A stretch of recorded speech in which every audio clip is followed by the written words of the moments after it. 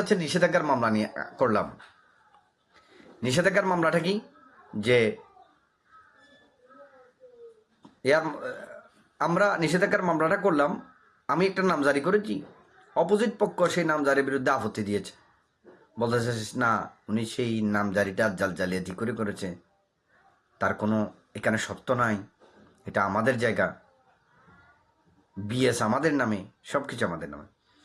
এখন সেই কথা বলে তিনি একটা কি করলো, মিস মামলা করলো অ্যাসিলেন্টে। কিন্তু আমি নামজারি আমার নামে করলাম, আমার নামজারিটা বাতিল হয়ে যাচ্ছে। এক্ষেত্রে আমাকে যেটা করতে হবে, একটা দ্রুত নিষেধাজ্ঞার মামলা করতে হবে। কিন্তু নিষেধাজ্ঞার মামলার মধ্যে যেখানে মিস মামলাটা করা হয়েছে অ্যাসিলেন্টে, তহসিলদার, সহকারী কমিশনার ভূমি, অ্যাসিলেন্ট, ওদের বিরুদ্ধে এবং এদিকে বাদী যারা মিস মামলাটা করেছে তাদের বিরুদ্ধে তো নিষেধাজ্ঞায় বিবাদী হিসেবে আনতে হবে। এবং সহকারী কমিশনার ভূমি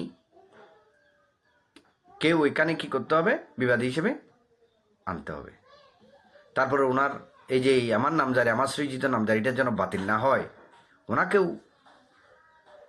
নিষেধাজ্ঞার আওতায় আনলে, এখানে সহকারী জজ কোর্ট যদি সেটা, অ্যাসিস্ট্যান্ট জজ কোর্ট সেটা যদি অস্থায়ী নিষেধাজ্ঞাটা মঞ্জুর করে, স্ট্যাটাসকো দেয় এবং কারণ দর্শানোর জন্য 10 দিন 20 দিন টাইম দেয়, সেক্ষেত্রে ওনার উপরে যাবে একটা নোটিশ, আপনি কারণ দর্শান, এটা কেন বাতিল করবেন। এক্ষেত্রে এটাকে স্টপ করা যাবে, আদারওয়াইজ অন্য কোনো পদে সেটা স্টপ করলে এটা দীর্ঘমেয়াদী হবে।